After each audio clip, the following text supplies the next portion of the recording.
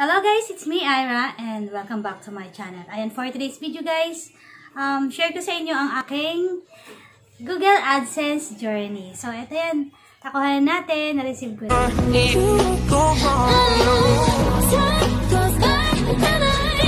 So gusto ko sa inyong i-share, gusto ko sa inyo tong i-share kasi malaking bagay din yung malay mo, makakuha ka ng idea sa akin at meron ka matutunan. So, pwede mo siyang gamitin, guys. So, ayan.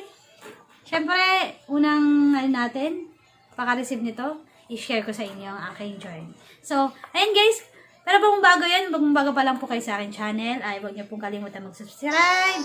At pakipindot na rin po yung notification bell dyan sa baba para ma-update po kayo kapag nag-upload po ako ng panibagong videos. So, ayan guys, let's start. So, ayan, ito nga si Google AdSense ko.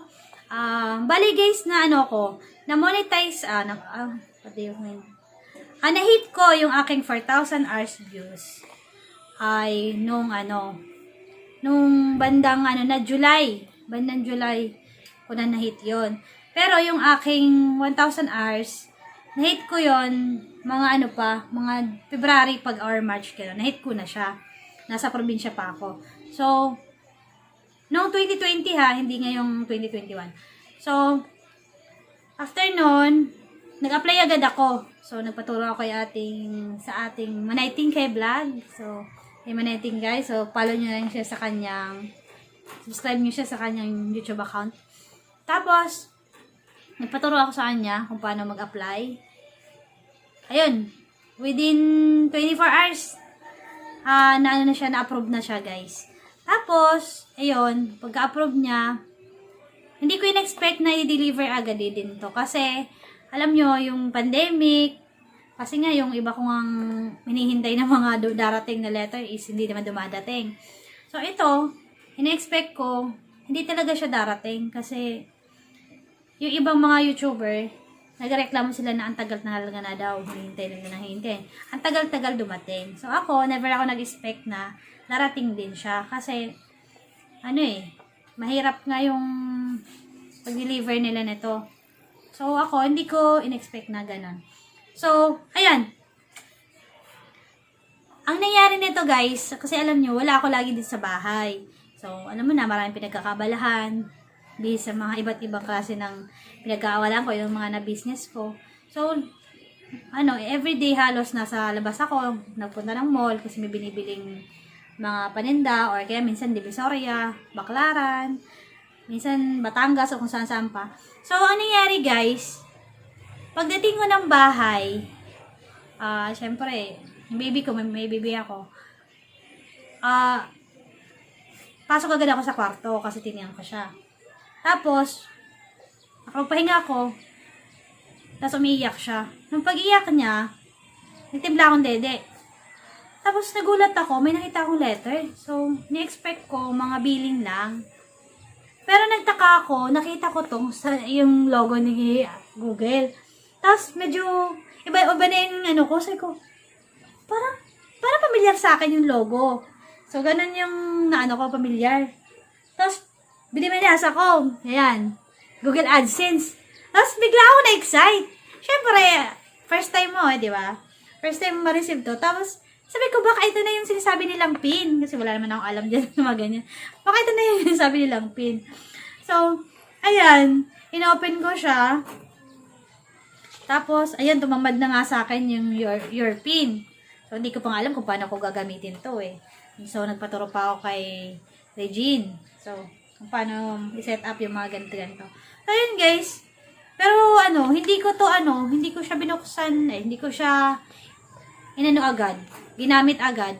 Nag-takes ako ng bali, tinagalan ako ni Google ng ads eh.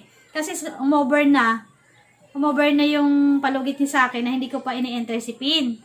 So, pag ganun pala guys, ini-remove ni AdSense yung mga ads. So, nung napansin ko bakit wala ng ads, kaya pala hindi ko pa ini-enter yung PIN. So, 3 months ata yun or 2 months, ganun. Tapos, kaya dapat guys, pag dumating sa inyo agad, huwag nyo nang hintayin matagal, nyo na agad. Kasi nyo na agad sa inyong i-set up nyo na. Nangyari, kailangan kong ilagay ito, tapos bumalik uli siya. Tapos, ang hirap kasi lahat ng videos ko, alam mo naman yung videos ko is medyo marami, 150 plus. Bumalik uli ako doon sa sa pag-set ng mga ads, ng paglaglagay. Inisa-isa ko uli yun. Kasi kung hindi ko siya isa-isahin, matagal siya magkaroon ng ads. Tapos, sa bandang unahan lang o kaya dulo, yung bandang gitna, wala. So, inisa-isa ko pa talaga siya. Ganun yung nangyari. Tapos, ito nga pala guys. So, super thankful tayo kasi dumating na to, diba? Ibig sabihin, wow, legit, na tayo, YouTuber. Na tayo, diba? So, nakakatuwa na yung pinagpaguran mo, yung pinaghirapan mo ng ilang taon, ay magbubunga rin. Kasi, alam mo guys, ginawa ko yung November. Alam ko, November ko ginawa yung account ko na to. Tapos, nag-start ako noon. So, dapat November, dapat ma-hit ko, diba? So, by June pa lang, mag-June o July, na-hit ko na yon. So, nakakatawa. Pero tapos, syempre, kahit ma-hit mo na yun, nakapag-apply ka na hanggang hindi ka sumasahod at hindi mo nakukuha yung pin mo. Kasi hindi ka pa tapos, kahit makuha mo na nga yung pin mo, basta hindi ka pa sumahid, parang feeling mo, hindi ka pa rin talaga, YouTuber, diba? So, parang, kapag nakuha natin yung sahod natin, doon na lang natin ma-feel na, ay, oo nga, YouTuber na tayo. So, isa tayo sa mga, sa masahod na kay YouTube. So, napaka-thankful, ayan, napadami na yung kwento ko. So, sana ma-inspire din kayo kasi, nakakatawa yung ganitong, hindi mo inaasahan na kasahod ka din. So, anyway guys, tips ko sa inyo, mag-focus tayo sa sa paggawa ng content. Huwag kayo guys mag-focus sa sub to sub. Kasi yung sub to sub guys, pagdating ng araw, marami ka mga subscriber, pero walang nanonood sa videos mo. Ganun nangyayari kasi nandun ako guys sa isang page, which is mga YouTubers, mga storytelling, mga tulungan, sub to sub. Una, ginawa ko rin yun pero nakakapagod kasi parang wala namang nangyayari. So, ayun, ang ginawa ko, nag-focus na nga lang ako sa paggawa ng content. Doon tayo mag-focus kasi marami ka, as is individual, tayo, unique. So, may alam ka na maaaring hindi ko alam, pwede mo i-share yun. Diba? Madami kang nalalaman na pwede mong i-share. It's about information, diba? Na maaaring makakuhanan din ng ng aral ng ibang tao or pwedeng informasyon na maraming matutunan sa yung ibang tao at makapag-share ka ng mga ganung bagay is malaking bagay na. So, kasi tayo, kung hindi natin alam, ang ginagawa natin, either pupunta tayo kay Google o kaya pupunta tayo kay YouTube, tama? So, malay mo yung alam mo, hindi naman pala alam ng ibang tao, kaya malaking bagay na yon. Makapag-share ka na ng idea. So, ayun guys. Tapos, ang gawin natin, focus lang tayo sa natin. Kasi ako din, nawalan din ako minsan ng ng pagkakataon mag-videos, mag-upload. So, focus lang, tuloy-tuloy lang.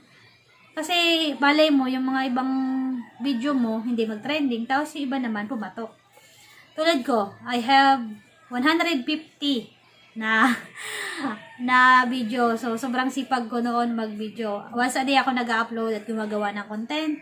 Nag-iisip ng mga ideas na kung ano-ano. So, pero yung video ko talaga na dumami ang views is siguro mga 10 lang.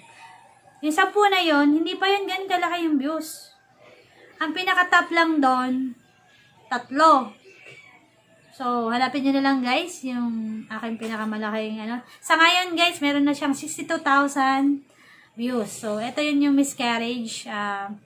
Para malalaman na nakunan ka. Tapos yung top 2 kong videos is paano ako kumita sa pautang. At yung aking top 3 ay about bank or about bilihan ng pinakamurang bilihan ng sasakyan. So yun yung top 3 ko. Well, the rest yun, about bank na yun topic. So yun guys, i-share ko ito. Dumating to guys, this is came from galing siya ng Malaysia. Nakalagay kasi dito, ayan, Malaysia siya galing, guys. So, dumating siya sa Pilipinas is November 9. Ay, hindi. October 8. October 8, 2020. So, mabilis lang guys. Sabi ko nga sa inyo, nag-apply ako is July, August, September, October. So, mga 3 months din, ano. So, dumating siya sa Pinas or na-receive ng sa courier kasi mahirap, di ba, pandemic. So, ayun. October 28, 2020 siya dumating sa Pilipinas. Sa post office ng Pilipinas. Then, dumating naman siya sa main post office ng Laguna is San Pablo, Laguna. Na-receive naman nila ito is November 9. Tapos, yun nga, na-receive ko to mga 1 week after ng January 9. So, sabihin natin mga November 15 or something, gano'n. So, ayun guys, nakakatawa kasi isa na tayo sa mga nag-share ng ganitong idea sa inyo. So, ayun guys, sana meron kayong natutunan at ayun lang, hinday-hinday lang. May tamang pagkakataon at oras para maging successful tayong lahat. So, hopefully, ikaw na nanonood dito ay alam ko, naghihintay ka rin nito. At marami pa tayong journey na pagsasamahan. So, ayun guys, hanggang sa muli, thank you for watching this video. Sana meron kayong natutunan. Thank you.